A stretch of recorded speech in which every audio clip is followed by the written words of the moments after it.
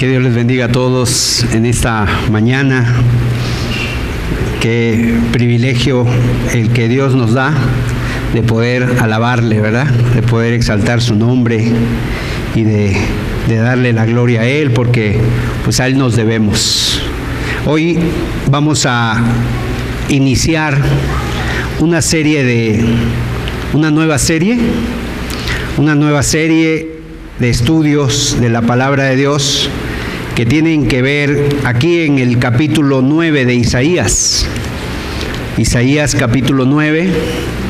Queremos dar la bienvenida a todos y cada uno de los presentes. Gracias a Dios porque ya estamos nuevamente en las reuniones en vivo, obviamente con sana distancia, con todas las medidas que las autoridades de salud han puesto. Y pues damos la bienvenida a todos aquellos que hoy están con nosotros. También damos un saludo a los hermanos y amigos que se están conectando o que se han conectado a esta transmisión. Pues también enviamos un saludo hasta allá donde ellos se encuentren en sus hogares. Entonces vamos a ver esta palabra. Vamos a leer algunos textos de la Escritura. Isaías capítulo 9, los versículos del 1 al 7. Mas no habrá siempre oscuridad para la que está ahora en angustia, tal como la aflicción que le vino en el tiempo que livianamente tocaron la primera vez a la tierra de Zabulón y a la tierra de Neftalí. Pues al fin llenará de gloria el camino del mar, de aquel lado del Jordán, en Galilea de los gentiles. El pueblo que andaba en tinieblas vio gran luz. Los que moraban en tierra de sombra de muerte, luz les resplandeció sobre ellos. Multiplicaste la gente y aumentaste la alegría. Se alegrarán delante de ti como se alegran en la siega, como se gozan cuando reparten despojos.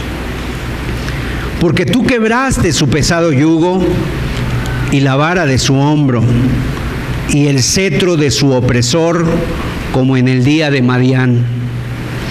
Porque todo calzado que lleva el guerrero en el tumulto de la batalla, y todo manto revolcado en sangre, serán quemados, pasto del fuego. Porque un niño nos es nacido, hijo nos es dado, el principado sobre su hombro, y se llamará su nombre admirable, consejero, Dios fuerte, Padre eterno, príncipe de paz.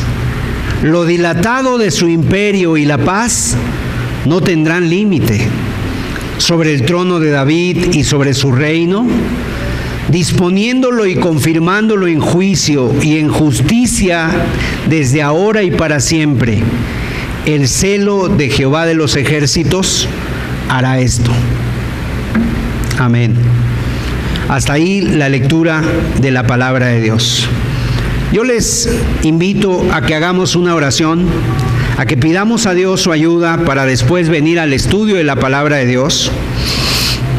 Gracias, Señor, porque nos has traído a este lugar, porque podemos celebrar juntos tu nombre, celebrar juntos tu gloria, Padre.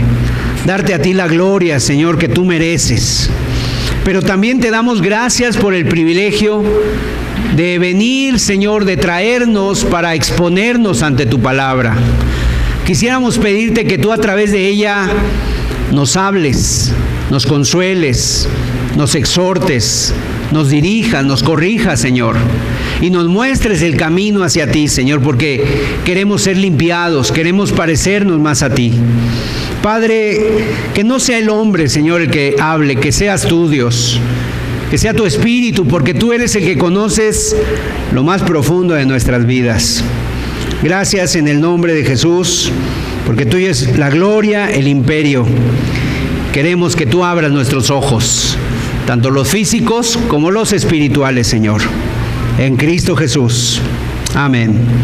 Amén.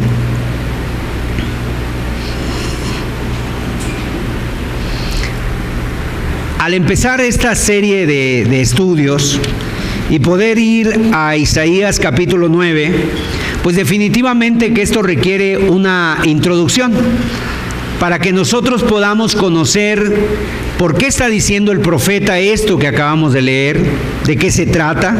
Aquí la palabra de Dios nos habla de sombra, de oscuridad, y cuando la Biblia habla de sombra, de oscuridad, pues habla de muerte, habla de opresión, de peligro, habla de circunstancias que van más allá de las fuerzas del ser humano. Entonces, digamos que es un momento oscuro, es un momento lúgubre.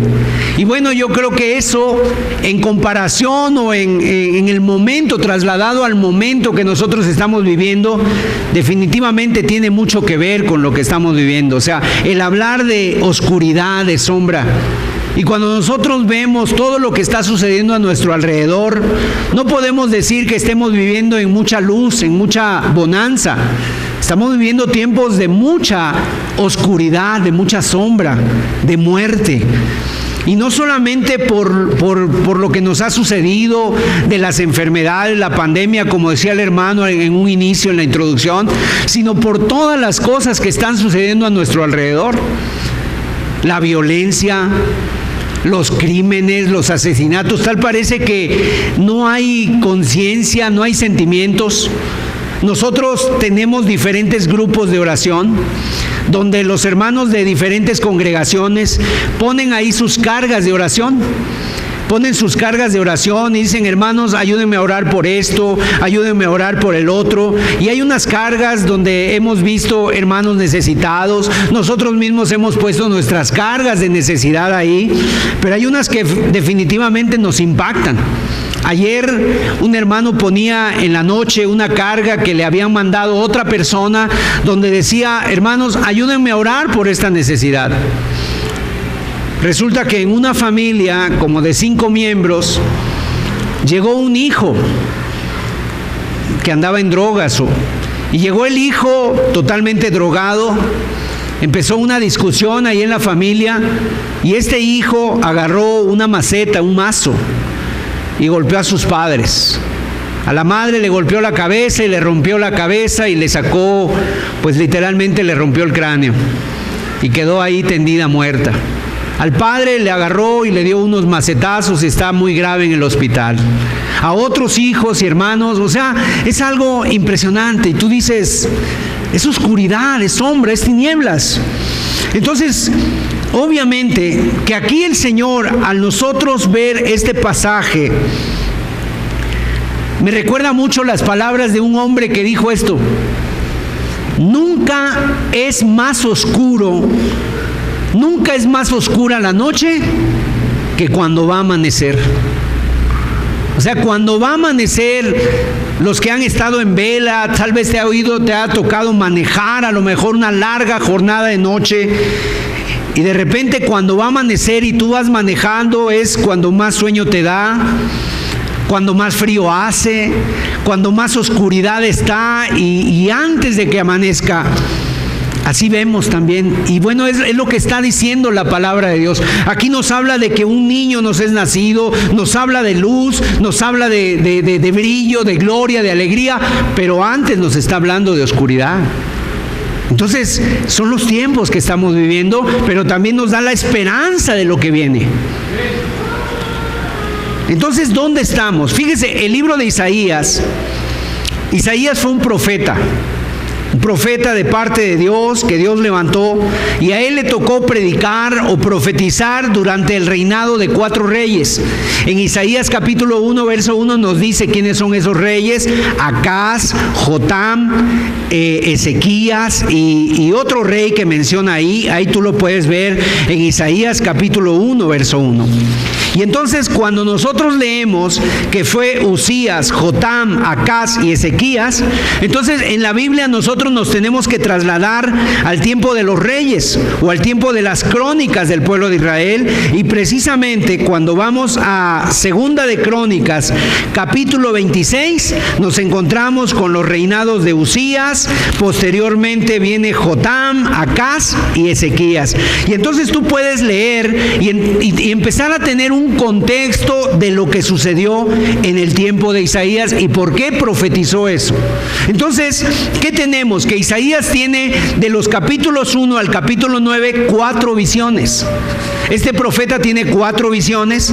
La primera visión es el capítulo 1, la segunda visión es el capítulo del 2 al 5, la tercera visión es el capítulo 6 y la cuarta visión es donde estamos, de los capítulos 7 al 9.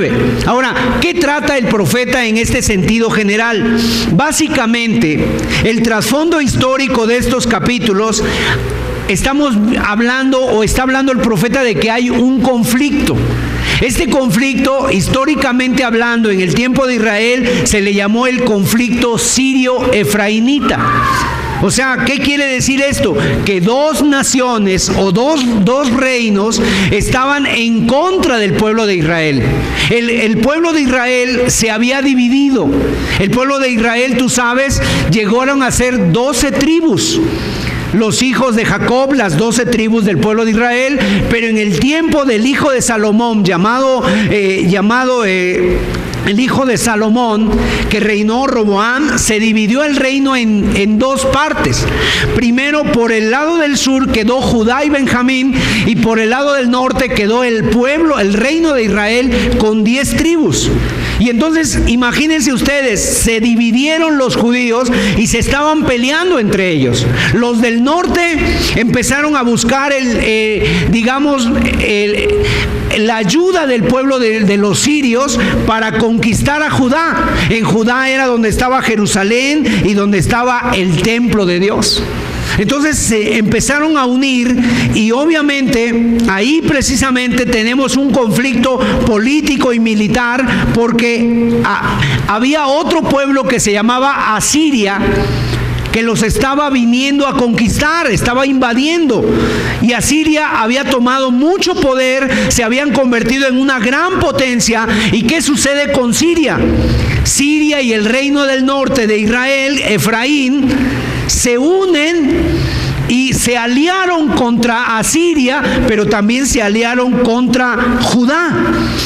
Y al aliarse contra Judá, ellos querían en primer lugar que Judá también se les uniera para hacer un grupo más fuerte y poder atacar a los asirios. Pero como Judá no quiso aliarse, entonces también fueron en contra de Judá.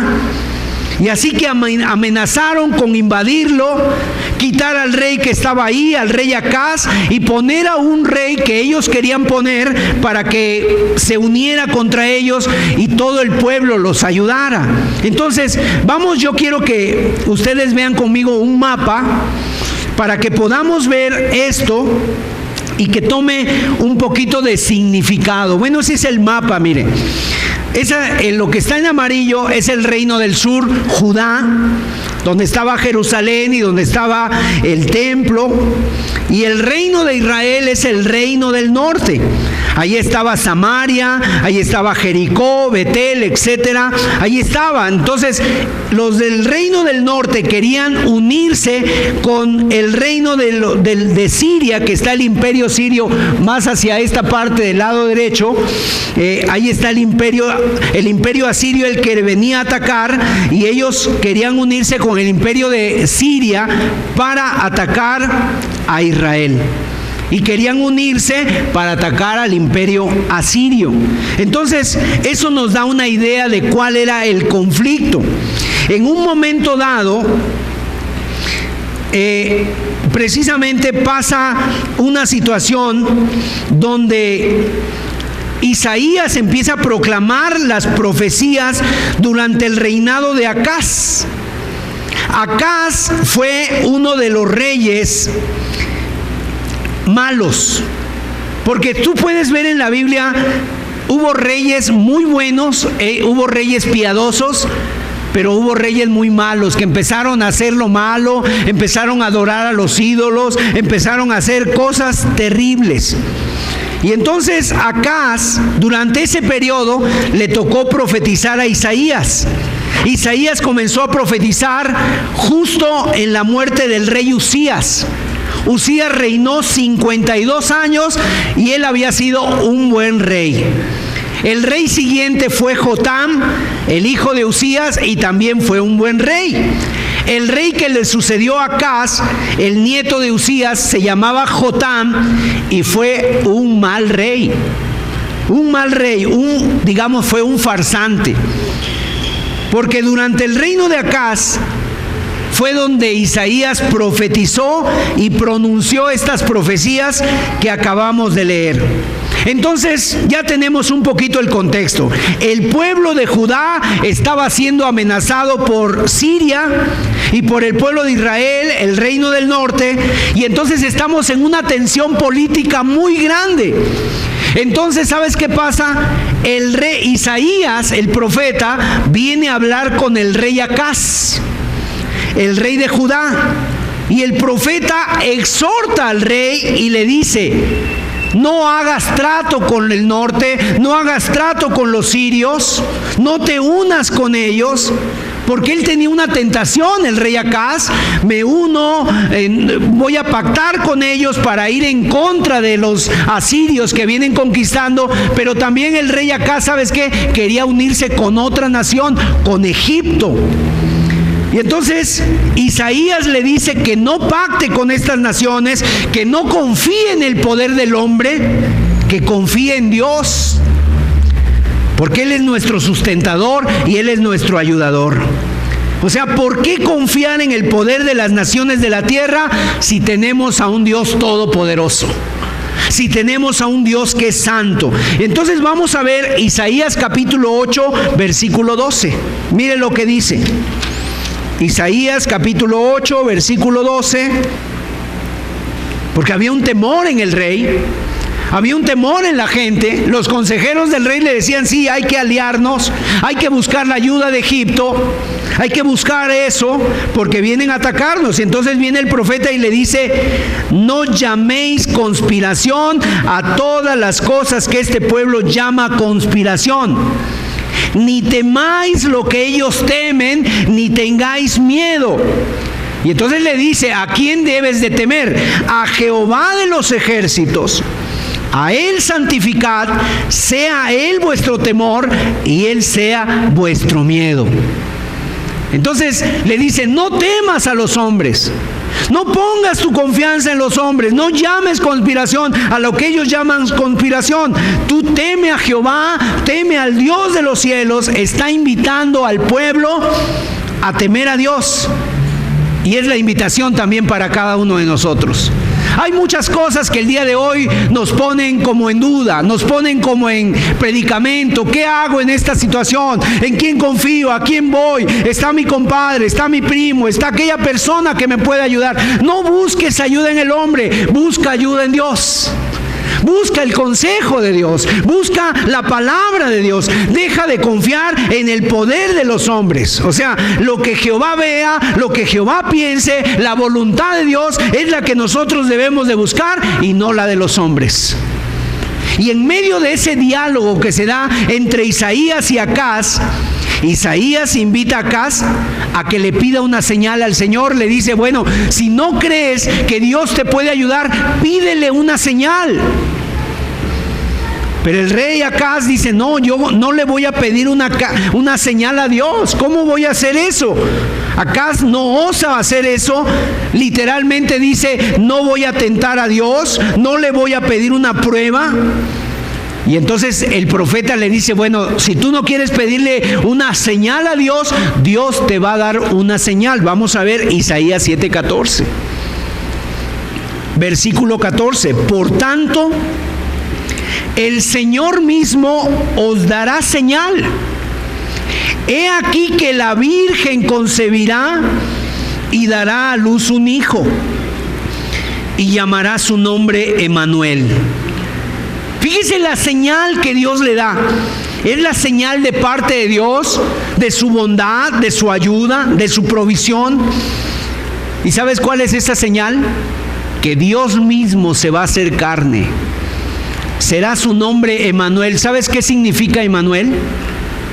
Emmanuel significa Dios con nosotros.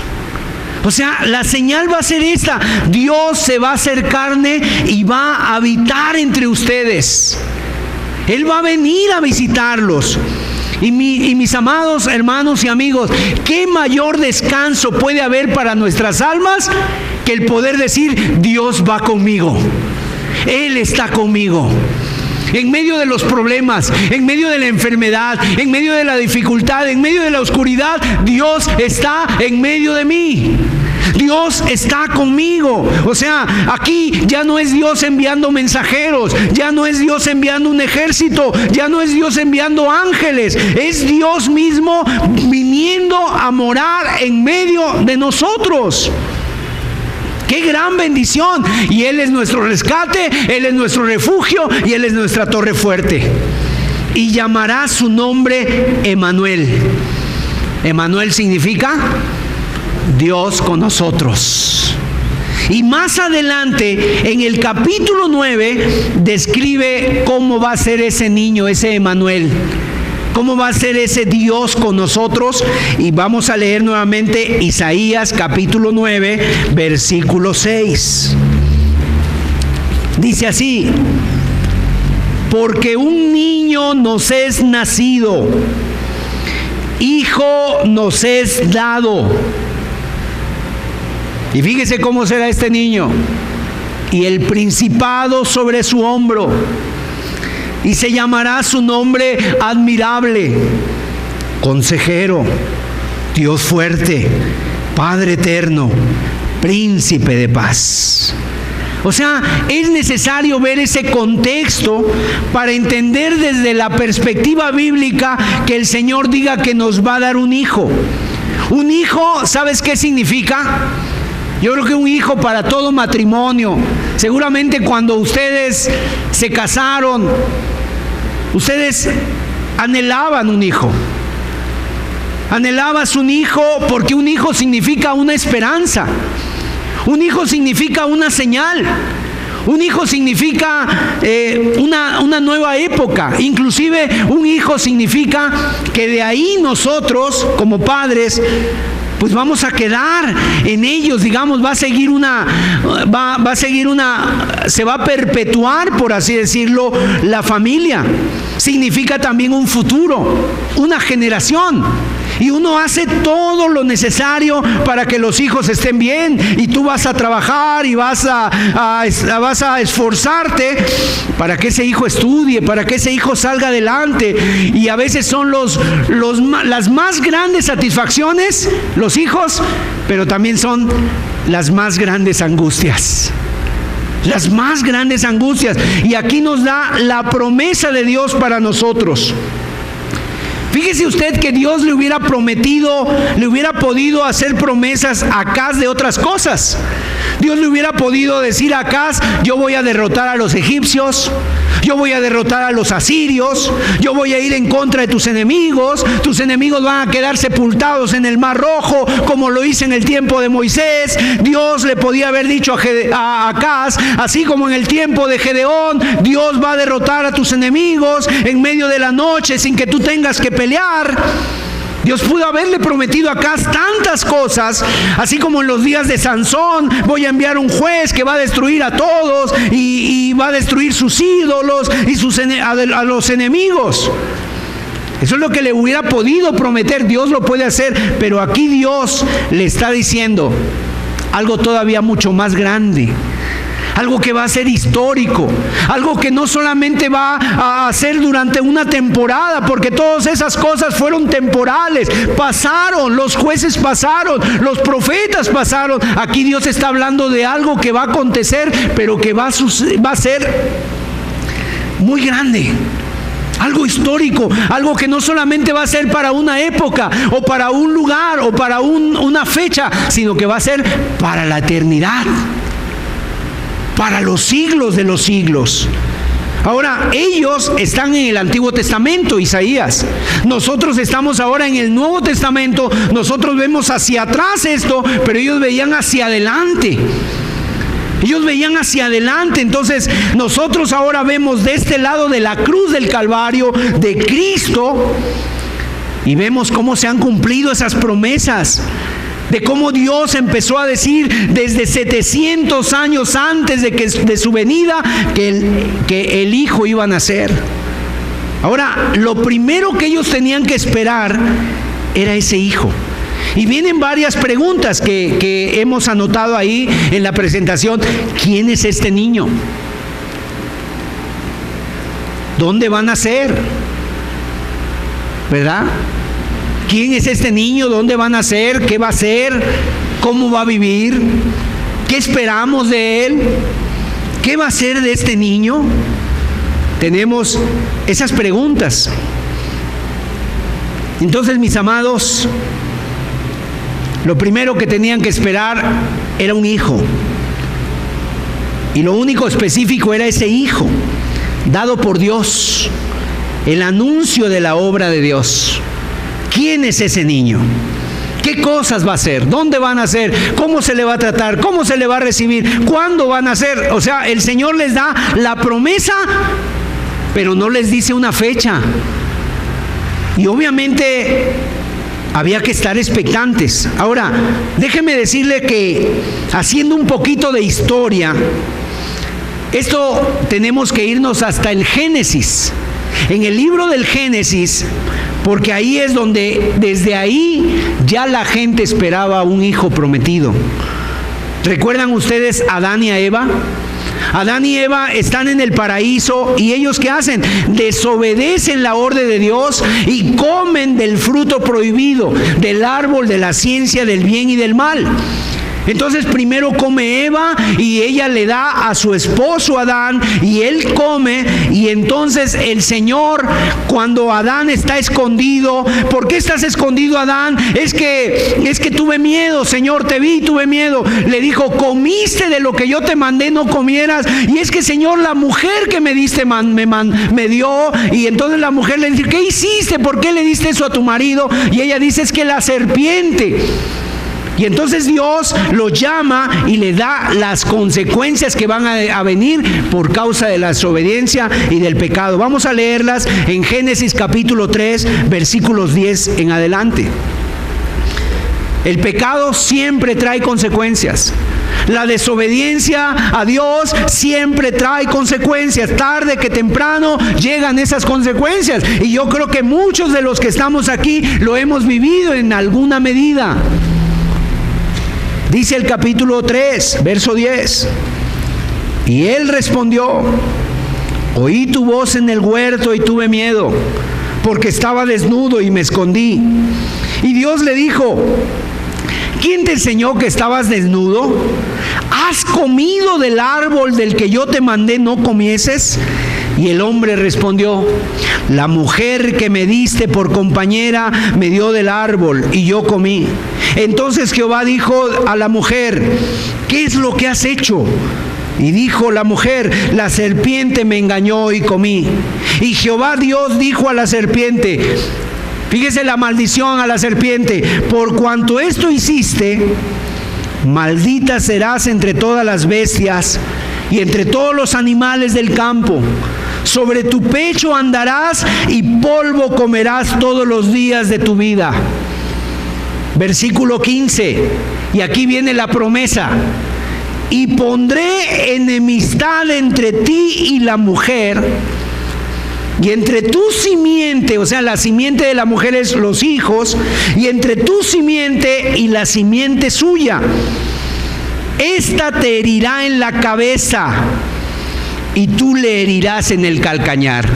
Está diciendo que la simiente de la serpiente es Satanás y sus demonios, herirán a la simiente de la mujer, la herirán en el calcañar. ¿Qué es el calcañar? Pues son esta parte, los tobillos, la parte de atrás de las pantorrillas. Eso es el calcañar. Pero lo que Dios está prometiendo aquí es a ese hijo que va a pisar y va a herir la cabeza de Satanás, o sea, un libertador. Y es sorprendente cómo es que Dios habla. Él habla desde ese tiempo lo que va a hacer. O sea, Satanás, con todo su poder, con toda su astucia, con todas sus artimañas y con todas sus mentiras, a lo único que puede aspirar, o a lo más que puede aspirar, es a herir el calcañar. No más.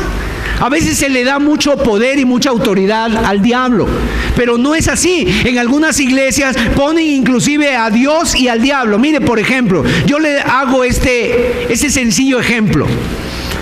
Voy a decir algo y usted piensa lo contrario. Por ejemplo, si yo digo blanco, usted dice negro. Si yo digo alto, ¿usted qué dice? Bajo. Si yo digo ancho, ¿usted qué dice? Angosto. Y si yo digo Dios, ¿usted qué dice? Diablo. Entonces, ¿qué tenemos en nuestra mente? Que estamos poniendo a Dios al mismo nivel que el diablo, o al diablo al mismo nivel que Dios. Y déjame decirle que no es verdad. Dios es un ser todopoderoso. Al diablo, ¿sabes cómo lo pudieras poner?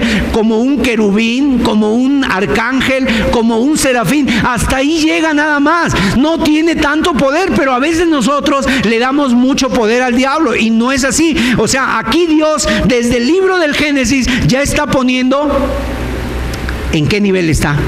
A lo único que aspira, o a lo más que puede aspirar, es a herir en el calcañar. Pero fíjese la simiente de la mujer, ¿qué le va a hacer a Satanás? Le va a herir en la cabeza, o sea, le va a pisar y le va a herir en la cabeza. ¿Y sabes quién es él?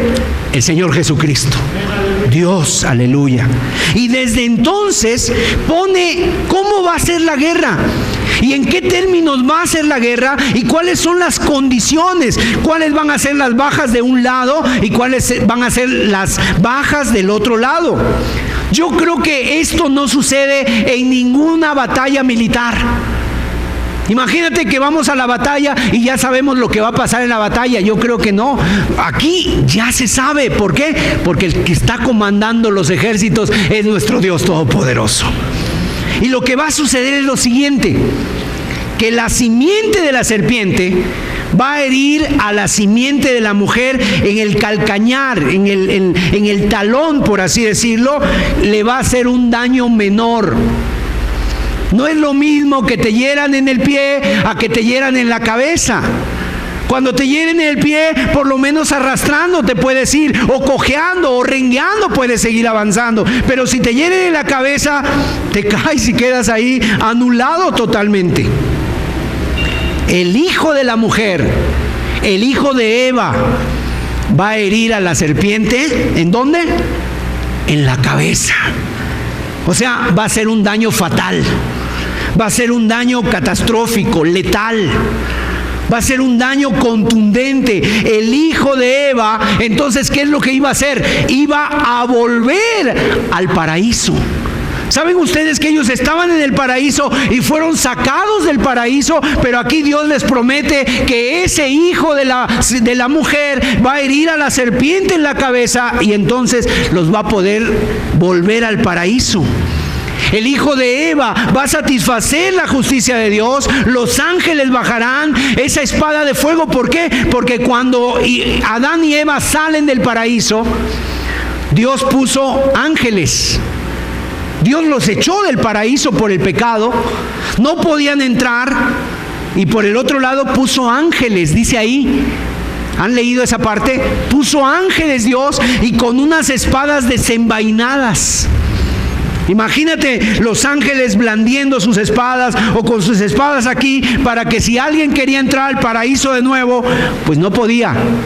Número 1, no podía por el pecado, tenía que arrepentirse. Número 2, no podía por los ángeles que estaban ahí. Entonces, este hijo de la mujer, de Eva, iba a hacer que se bajara esa espada de fuego. Y entonces podemos entrar de nuevo a la presencia de un Dios que es 3 veces santo. ¿Quién iba a hacer esto? Un hijo de Eva. Entonces, cuando Adán y Eva escuchan esto, de que uno de sus hijos va a regresar a eso y va a herir a la serpiente que los ha engañado, ¿qué esperanza debieron haber tenido en sus hijos? ¿Qué esperanza debieron haber tenido en ellos? Entonces Eva queda embarazada de su primer hijo y a su primer hijo, ¿sabes cómo le pone? Caín, el artífice. Así se llama, Caín, un hijo. Y entonces seguramente ellos pensaban, este hijo es el que va a derrotar a la serpiente, este hijo es el que nos va a regresar. Pero empezaron a cometer errores. Porque muchos padres, en nuestra buena intención de educar a nuestros hijos o de hacer el bien con ellos, podemos cometer el error de a veces permitirles todo. A lo mejor lo mimaron, a lo mejor lo hicieron un niño consentido, ¿no? Le pasaron cosas. ¿Por qué? Porque decían, es que este es el hijo que nos va a ayudar, es que este es el hijo que nos va a sacar adelante, es que este es el hijo que nos va a regresar al paraíso. Entonces lo mimaron, lo cuidaron, lo sobreprotegieron, cómo se volvió el niño caprichoso, berrinchudo, desobediente, un niño que estaba dándoles lata y ellos pensaban que era normal. Y Caín crece y después tiene a su hermano Abel y su hermano Abel crecen y los dos van creciendo juntos y llega un momento en que ¿sabes qué pasa? En lugar de aplastar la cabeza de Satanás, el hijo aplasta la cabeza de su hermano y Caín mata a Abel. Y los dos hijos, y Adán y Eva pierden a sus 2 hijos en un solo día. La primera mujer, el primer matrimonio, los primeros hijos, y se queda sin hijos el mismo día porque un hijo está muerto y el otro hijo es desterrado, es exiliado y se va y se pierde. Entonces ellos caen en la cuenta, no es este el hijo que prometió Dios. No es este el hijo que prometió Dios. Entonces tienen que seguir esperando. Y sabes una cosa, los hebreos desde entonces, todos los hebreos, por eso a los hijos se les ve de una forma diferente. Es un regalo de Dios, es una herencia de Jehová, porque todos los hebreos cuando tenían sus hijos, ¿sabes qué pensaban? ¿Y si este hijo es el hijo que nos va a liberar? Es una forma muy diferente de ver los hijos, porque aquí en nuestro país muchas veces dicen los hijos, es una lata. Ya no voy a poder ir al cine, no voy a poder ir al baile, no voy a poder gastar en mí. Ya, ¿cuántos niños? Entonces, ellos lo ven diferente, o sea, lo ven como, ¿y si este es el hijo? ¿Y si este es el hijo? En la simiente se pierde algo al traducir del hebreo al español, pero la palabra en hebreo no es femenino el artículo, la, sino el artículo es el simiente, o sea, se hablaba de un hijo. ¿A quién está apuntando el simiente? No está apuntando a nadie más, sino a Cristo. ¿Qué quiere decir Cristo? El ungido, el Mesías, el enviado de Dios, el que va a aplastar la cabeza de la serpiente. Y esa esperanza desde entonces no solamente fue de Eva, sino de todas las mujeres hebreas, como se los estaba diciendo. Que venga ese hijo prometido. Cuando nace Moisés, él nace en unas circunstancias muy difíciles, porque el faraón, están en Egipto ahora, están cautivos ahí, están siendo esclavizados, y entonces el faraón le dice que los niños que tengan las hebreas que mueran, pero si es niña, déjenla vivir. Y entonces la madre de Moisés, Jocabed, tiene a su hijo y ella teme más a Dios que al rey, y dice: yo no voy a matar a mi hijo, porque qué tal, y mi hijo es la simiente que esperamos. Abraham también se le prometió un hijo. Vamos a ver, un hijo en el cual se formaría un gran pueblo, se formaría una tierra prometida. Y en Génesis capítulo 12 está la promesa de Dios, versículos del 1 al 2. Pero Jehová había dicho a Abraham: Abraham, vete de tu tierra y de tu parentela y de la casa de tu padre a la tierra que te mostraré, y haré de ti una nación grande, y te bendeciré y engrandeceré tu nombre, y serás bendición. Abraham vivía en Mesopotamia, allá en lo que es Irak ahora. Abraham era un hombre como tú y como yo, pagano, sin ningún conocimiento de Dios, pero en un momento dado Abraham se empieza a preguntar: bueno, ¿quién será el Dios verdadero? Empieza a entrar esa inquietud en su vida. Y allá donde está, él era un comerciante, adoraba a sus ídolos, pero él empieza a tener esa inquietud espiritual, como muchos de nosotros a veces la tenemos. ¿Será esto todo? Y ya mi vida casi se acaba, y ¿qué he hecho yo en la vida? ¿Y a dónde voy? Y después de morir, ¿a dónde vamos? Y entonces empiezan esas inquietudes espirituales que empezaron en Abraham, y Abraham dice: ¿y cuál es el Dios verdadero? ¿Por qué no me hablas tú? Y Dios se le manifiesta a Abraham y le dice: vete de tu tierra. Tenía 75 años Abraham cuando escuchó la voz de Dios. Así que si alguien que está aquí y dice: no, hermano Sergio, yo ya estoy muy grande para las cosas de Dios. Abraham tenía 75 años y apenas empezó esta gran aventura de caminar con Dios. Imagínense ustedes. Entonces Dios le habla y le dice: deja tu tierra, deja tu parentela, deja la casa de tu padre, yo te voy a mostrar una tierra y te voy a hacer una nación grande. Abraham, para los 75 años que tenía, no tenía hijos todavía. Estaba casado con una mujer llamada Sara, pero Sara era estéril. Y Sara tenía 10 años menor que él, o sea, tenía 65 años Sara. Y Dios le promete algo: yo te voy a bendecir, voy a hacer una nación de ti grande. Y en Génesis capítulo 15, verso 5, ahí le da la promesa en Génesis 12, y en Génesis 15 se la recuerda, dice así: y lo llevó afuera.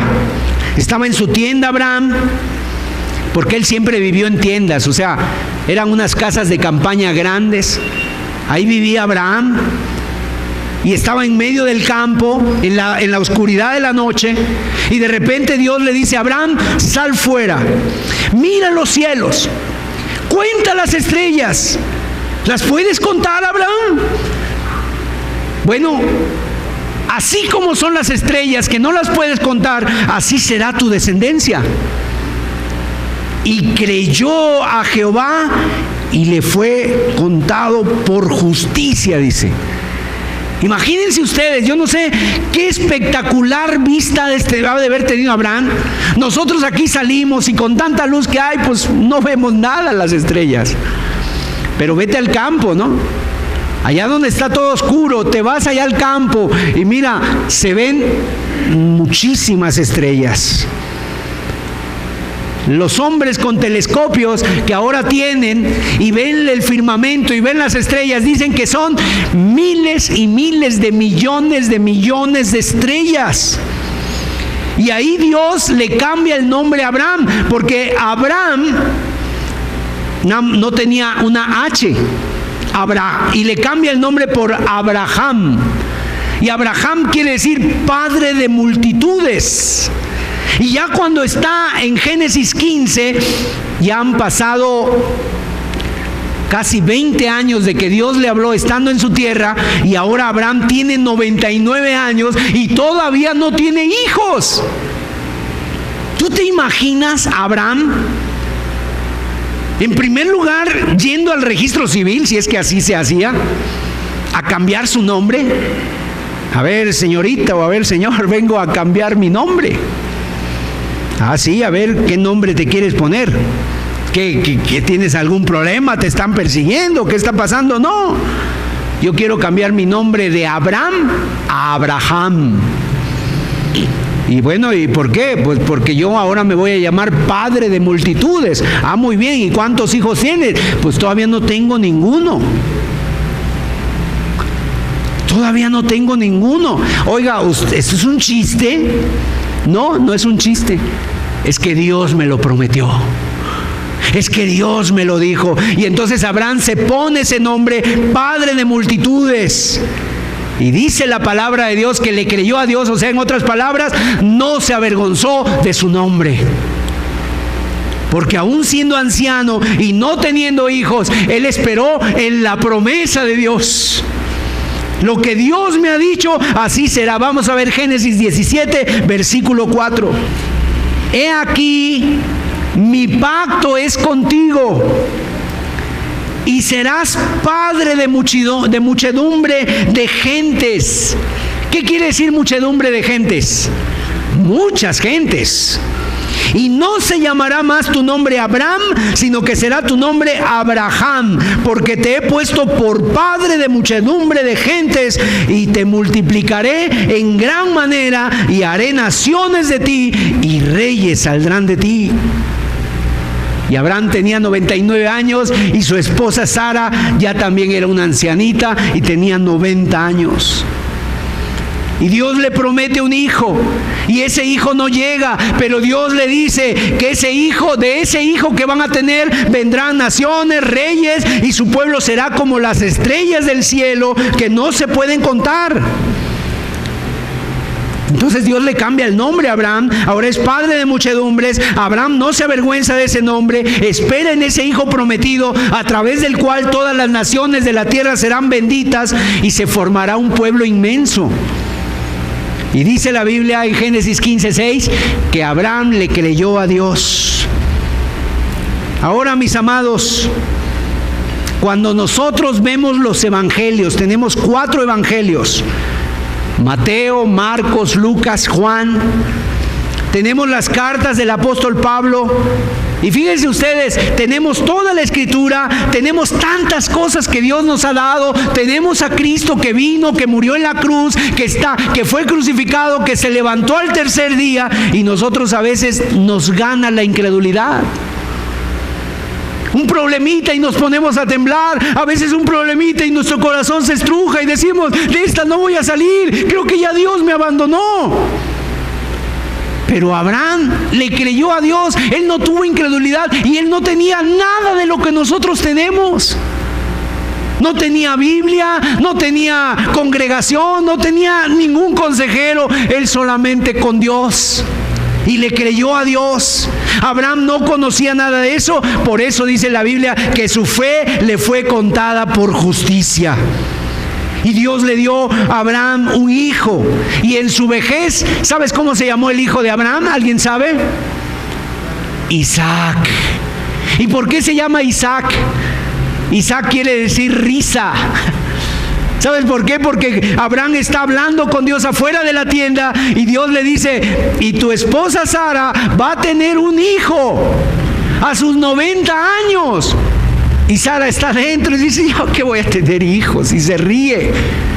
Dice: bueno, pues se llamará su nombre Isaac, porque te has reído, porque no crees. Y Sara, mis amados, imagínense, llega esa ancianita al hospital, y entonces en el hospital la atienden. ¿Y a dónde va usted, señora? ¿Viene a que le tomen la presión? ¿Viene a que le tomen algún nivel? No, vengo al área de partos porque voy a tener un hijo. Para Dios no hay imposibles. Para Dios no hay imposibles. Y Sara tiene un hijo. Pero ¿saben una cosa?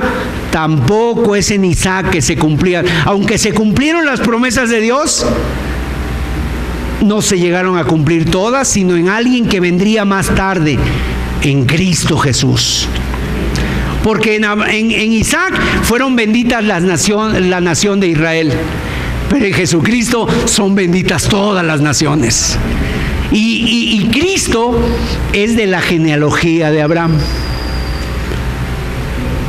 Y en Él somos un pueblo mayor que la arena del mar y que las estrellas del cielo.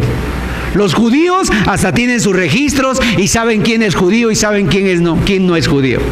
Tienen sus computadoras y yo digo, ay, ¿cómo me apellido? A lo mejor yo tengo sangre judía. Y entonces yo voy a esas computadoras y pongo mi nombre y dice, no sale, no eres. Aunque te creas y hables hebreo y todo, no eres. Pero en Cristo, mis amados, no solamente judío, soy parte del pueblo de Dios. Gloria sea a Él. Entonces, seguimos en la historia. Ya vimos que Adán y Eva, vimos que Abraham, vimos que Moisés, y seguimos en la historia y vemos que a los padres de Sansón también se les promete un hijo. Los padres de Sansón se llamaban Manoa, su padre. En Jueces capítulo 13. La esposa fue en el tiempo de la época de los jueces. En ese tiempo de la época de los jueces, Israel estaba viviendo en una total oscuridad y tinieblas. Hay versículos que tú puedes leer en el libro de los jueces y una de las frases que se repite ahí es: cada quien hacía lo que bien le parecía. O sea, nadie obedecía. Así como el tiempo de hoy, cada quien hace lo que bien le parece. Así era en el tiempo de los jueces. Eran pueblos extranjeros, se levantaba un juez, venían, el juez los liberaba, el pueblo volvía al pecado, a la esclavitud, a la opresión, y otra vez. Y en concreto, ahí hubo entre 7 u 8 jueces que vinieron a libertar. Vamos a ver en el capítulo 13 del libro de Jueces, los versículos del 1 al 3. Los hijos de Israel volvieron a hacer lo malo ante los ojos de Jehová. Y Jehová los entregó en mano de los filisteos por 40 años. Y había un hombre de Sora, de la tribu de Dan, el cual se llamaba Manoa, y su mujer era estéril, y nunca había tenido hijos. A esta mujer apareció el ángel de Jehová y le dijo: he aquí que tú eres estéril y nunca has tenido hijos, pero concebirás y darás a luz un hijo. En el verso 24 dice: y la mujer dio a luz un hijo y le puso por nombre Sansón, y el niño creció y Jehová lo bendijo. Le promete un libertador, de nuevo una promesa de un hijo para que librara al pueblo. Y todos conocemos la historia de Sansón. Seguramente tú la has leído, y si no, léela, es una historia interesante. Sansón era tan fuerte que un día agarró a un león y lo mató con sus manos. Un día derrotó a 1000 hombres con la quijada de un asno. O sea, era muy fuerte Sansón. Otro día agarró las puertas de la ciudad y se las llevó aquí en las espaldas y se subió a un monte Sansón. Y en el último tiempo, porque si tú te acuerdas de esa historia de Sansón, la consagración de Sansón estaba en su cabello. Y como él estuvo jugando con el pecado, se casó con una mujer llamada Dalila, y Dalila lo engañó, y entonces Sansón se duerme y le cortan el cabello, y después vienen los enemigos y ya la fuerza se había ido de Sansón. Y entonces lo ponen ahí a dar vueltas como si fuera un animal, a dar vueltas en un molino, y después Sansón empieza a crecer su cabello, pero su vista ya no la pudo recuperar, y entonces le dice a un joven: llévame donde están los pilares de este templo. Y entonces Sansón agarra y por última vez ora a Dios y le dice: Dios, ayúdame, por última vez dame la fuerza para vengarme de mis enemigos. Y entonces agarra y rompe las columnas y se cae el templo y mata a mucha gente. Pero quiero decirte, Sansón, aunque fue un hijo prometido, no fue ese hijo que Dios había prometido. El hijo de Eva, que iba a pisar la serpiente en la cabeza no era Sansón. Sansón solamente fue un libertador. Y así vamos en la historia avanzando. En Primera de Samuel también Dios le promete un hijo a Ana. Ana fue otra mujer, una mujer desconsolada, una mujer amargada que no podía tener hijos. Pero esta mujer un día va al templo y va al santuario de Dios y ella le ora a Dios y le dice: Dios, mira mi amargura. Y ella suelta toda su amargura delante de Dios, su rencor, su resentimiento. ¿Por qué estaba amargada Ana? Porque su esposo Elcana o Elcaná tenía otra mujer que se llamaba Penina. Tenía dos esposas este hombre, una era Ana y Penina. Y entonces Penina, como sí tenía hijos, rechazaba a Ana. Y Ana estaba amargada y cada año subían al templo y su esposo la amaba y su esposo la quería, pero ella estaba amargada. Y entonces vino a Dios y oró ahí, y el sacerdote la confunde en aquel momento y le dice: mujer, ¿hasta cuándo vas a dejar de estar borracha, de estar ebria? Digiere tu vino. Y ella dice: no estoy ebria, tengo una gran amargura delante de Dios. Y la puso delante de Dios. Dios sanó su amargura. ¿Sabes por qué? Porque ella pensaba que su amargura era porque no podía tener hijos. Pero cuando llega delante de Dios, Dios le hace ver que no son los hijos los que pueden librarte de tu amargura.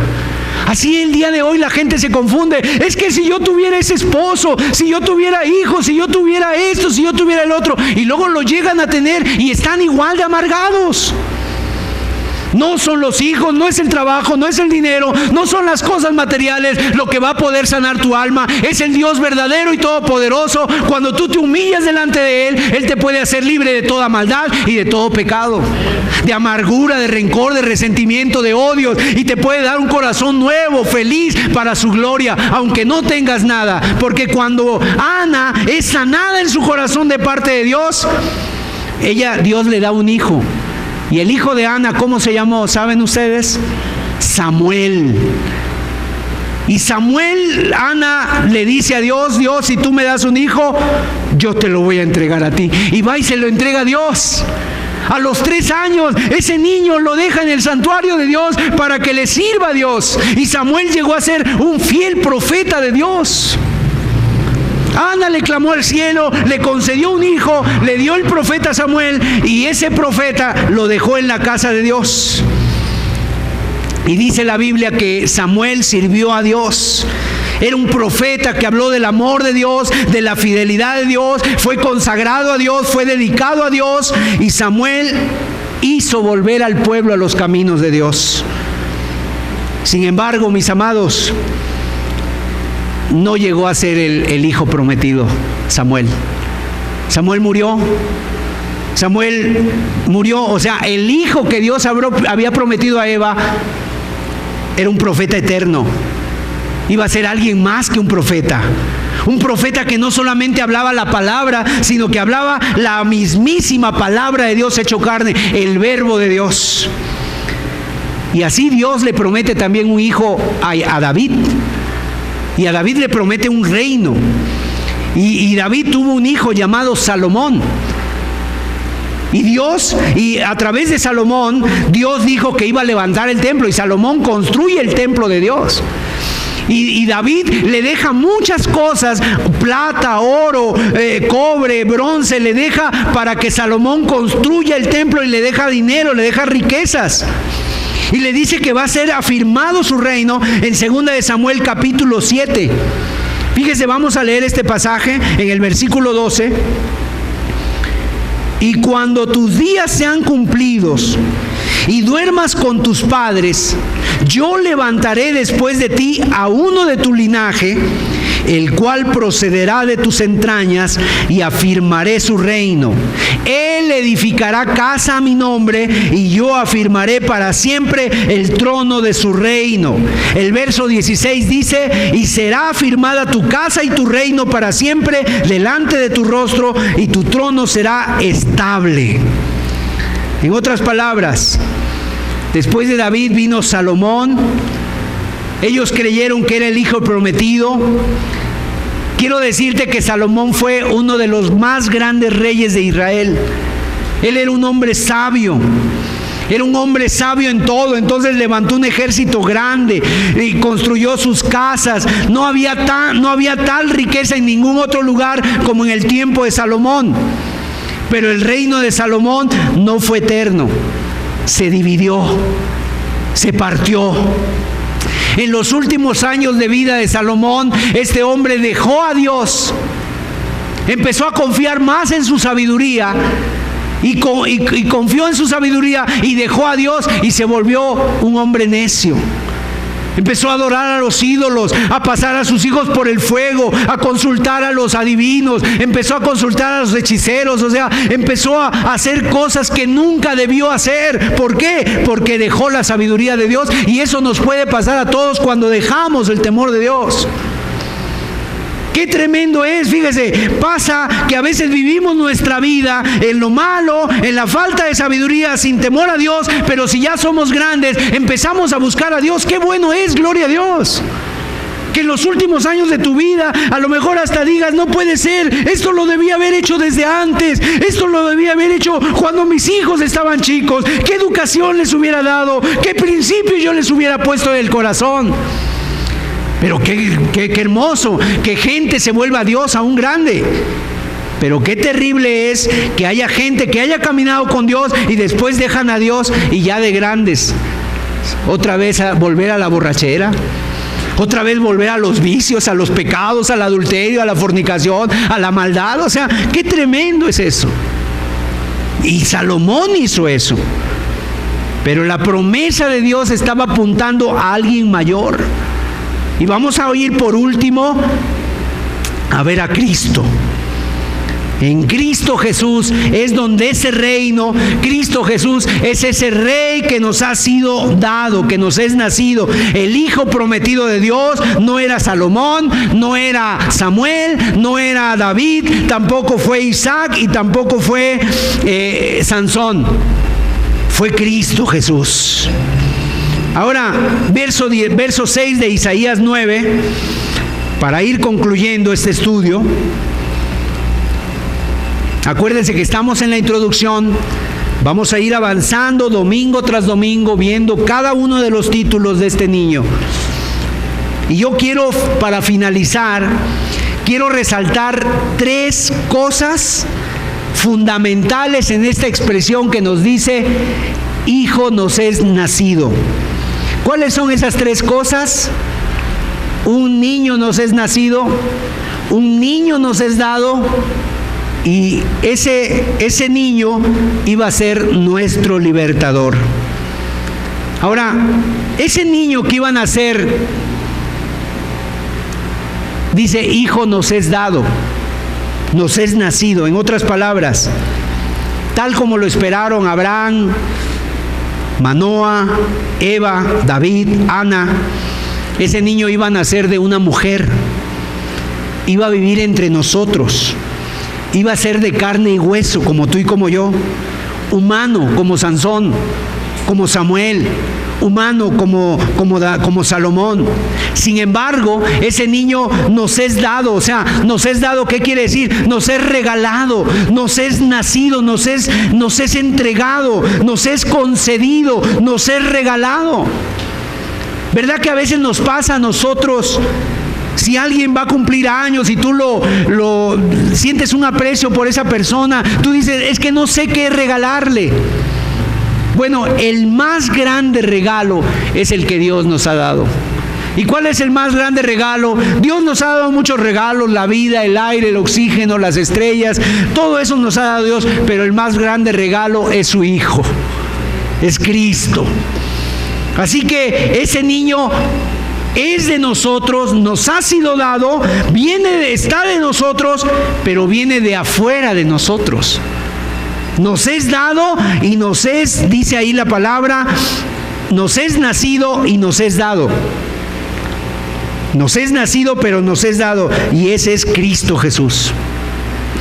Dejó su trono celestial para venir entre nosotros, nació de mujer como uno de nosotros, Cristo nuestro Salvador. Jesucristo es el hijo de Eva, es el hijo de la mujer, es la simiente en el cual tenemos esa promesa de que va a vencer a Satanás y aplasta la cabeza de la serpiente. O sea, no fue Caín, no fue Sansón, no fue ninguno de ellos, es Cristo Jesús el que puede reconciliar al hombre con Dios. Y nos abre otra vez las puertas del paraíso, y los ángeles que están en la puerta del paraíso bajan sus espadas para que entre Cristo, pero también para que pueda entrar todo aquel que en Cristo está, ahora que en Cristo cree y se humilla ante Cristo. Ahora la cruz del Calvario, ya tenemos el árbol de la vida, la cruz del Calvario, de la cual nosotros podemos comer el pan de vida para tener vida eterna. Cristo es ese hijo de Eva, pero Cristo también es ese hijo de Abraham, en el cual recibimos la promesa de su descendencia, dice la Biblia, como las estrellas del cielo, así como Abraham esperó con fe y nació Isaac. Uno más grande que Isaac tenía que venir, y Cristo tiene un pueblo intenso, porque ahora en Cristo, mis amados, Él no solamente tiene este pueblo. Dice la Biblia que Juan en Apocalipsis vio millones de millones. Y yo vi su número, dice, millones de toda tribu, pueblo, lengua y nación que adoraban al que vive para siempre, a Cristo Jesús. Gloria sea a Dios. Y nosotros, si tenemos esa fe, mis amados, ahora podemos ser llamados no solamente hijos de Abraham, podemos ser llamados hijos de Dios. Entonces, ese niño nos es nacido, es de nosotros, es de carne y hueso, pero nos es dado, nos es regalado, viene de afuera de nosotros. Y por otro lado, Él es nuestro libertador. Imagínense ustedes Sansón, que libertó al pueblo, pero por un tiempo nada más. Después el pueblo volvió a pecar y otra vez los enemigos llegaron a hacer mella en el pueblo. En Cristo Jesús, Él nos da una libertad eterna. ¿De qué nos liberta Dios? De la muerte. Nos liberta de la muerte, nos liberta de nosotros mismos, de nuestros propios pecados, y nos liberta del pecado. Porque ¿sabías tú que lo más que nosotros podemos ser esclavos es de nuestro propio pecado? Es de a veces de esas cosas que tú dices, ya no me aguanto ni a mí mismo, no sé por qué soy así. ¿Por qué le contesté así a mi esposa? ¿Por qué hice esto con mis hijos? ¿Por qué hice esto con mi amigo? O sea, ni uno se entiende. Bueno, Cristo es el que nos liberta de nosotros mismos, de las ataduras del pecado.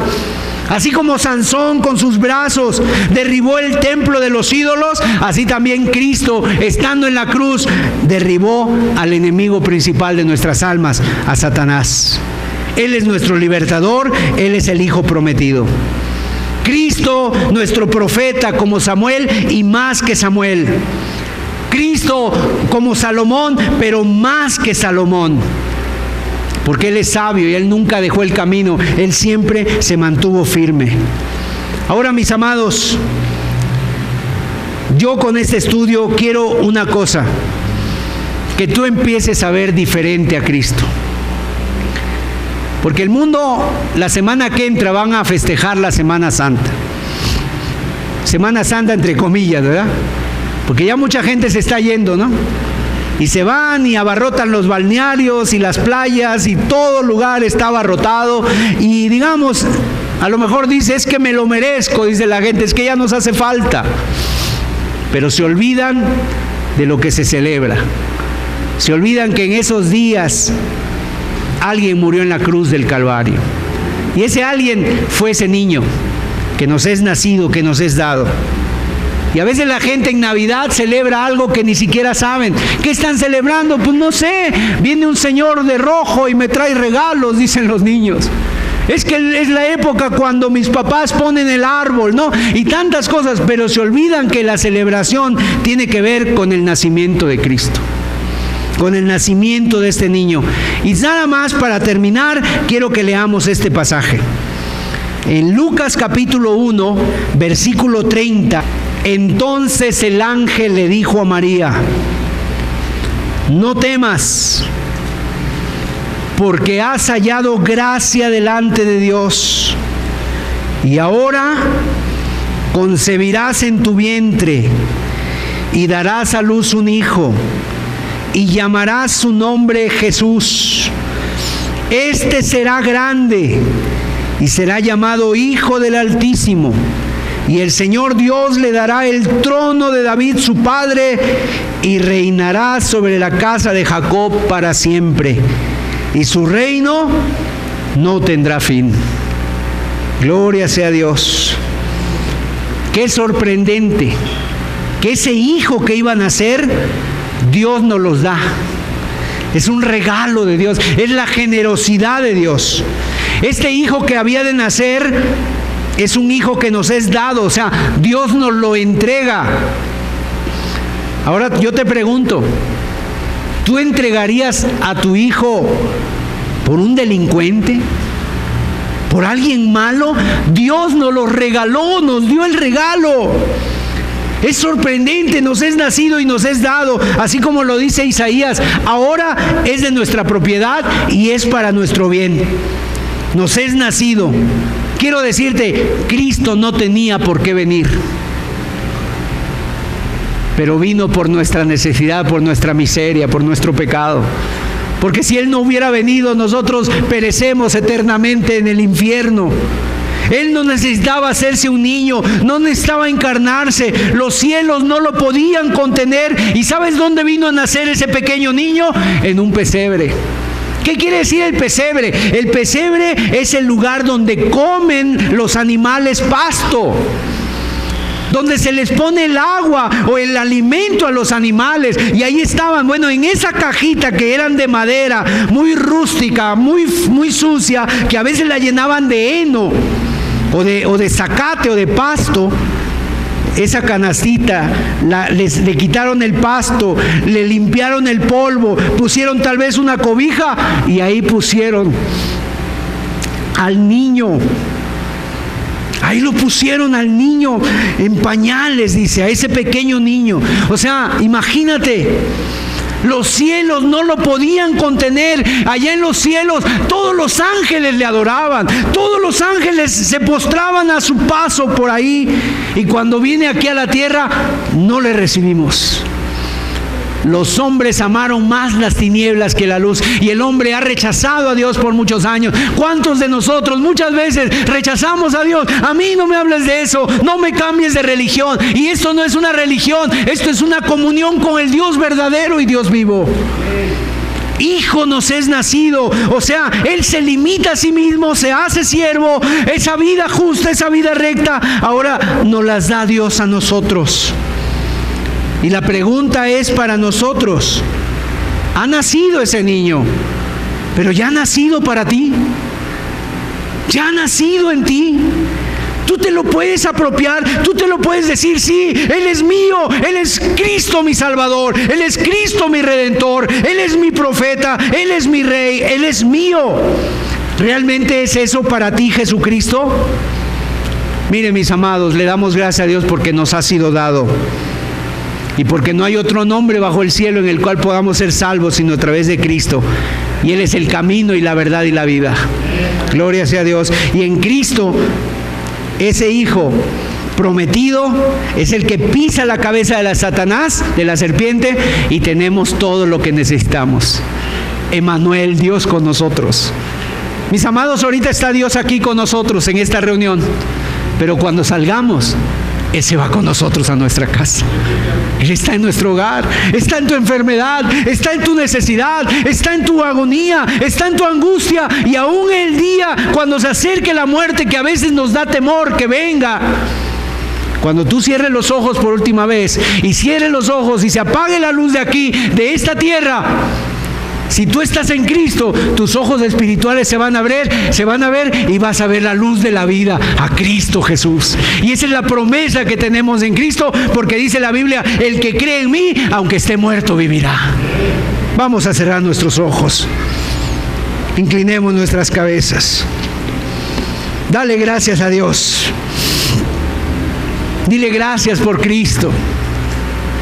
Gracias, Señor, porque nos diste un Hijo. A lo mejor te puedes acordar de tus hijos y decir, cuando yo tuve mis hijos, en cada uno de mis hijos yo tenía una esperanza. Tenía algo, que algo iba a suceder. Bueno, vino el Hijo de Dios, Cristo, nos fue dado.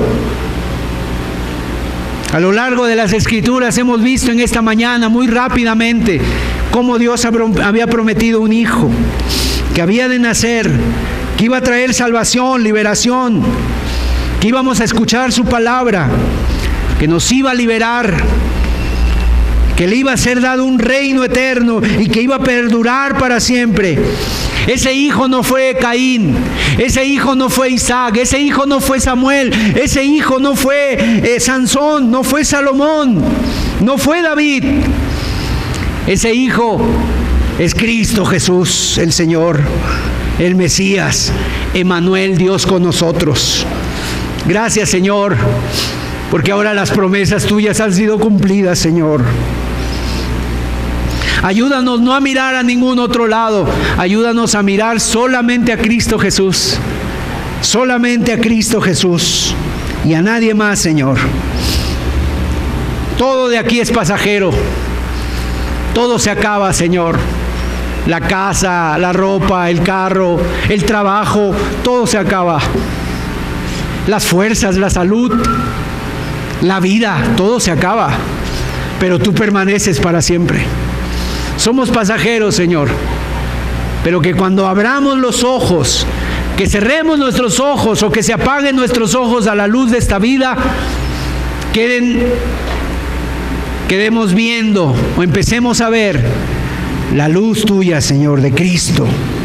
Aleluya, Señor. Ayúdanos a mirar a Cristo de otra manera. Padre, que estos estudios que hoy hemos iniciado, este nuevo ciclo, podamos mirar a Cristo como nunca antes y podamos correr a Él y entregarnos a Él, porque Él es el Hijo prometido. Gracias, Señor. Gracias, Señor Jesús. El mejor regalo que pudo habernos dado, que Dios nos ha dado tantos regalos. Te dio la vida, te dio la familia, te dio la fuerza, te dio el trabajo, te dio un hogar, una casa, tal vez un auto, te ha dado ciertas satisfacciones, pero lo mejor de lo mejor, y gloria sea a Él que nos dio a Cristo. Le damos la gloria, la honra y la alabanza, porque nos ha dado, hijo nos es dado, niño nos es nacido. A ti sea la gloria, Señor. Gracias, Dios. Jesús. Gracias, Padre, por tan gran regalo, Señor. Y es el mejor regalo que tú puedes dejar a tus hijos, Cristo Jesús. La fe en Él, la confianza en Él. Padre, gracias, Señor, que podamos a través de estos estudios mirar a Cristo de manera diferente de ahora en adelante. Que podamos confiar en Él, que podamos, Señor amado, entregarnos más a Él y conocer el propósito eterno que tú tenías para nuestras vidas. Gracias en el nombre de Jesús. Toda la honra, toda la gloria y la alabanza son para ti, Señor. Amén. Amén, Señor Jesús. Aleluya. Amén. Aleluya. Pues que Dios les bendiga a todos. Terminamos la reunión, estamos para servirles. Dios les bendiga.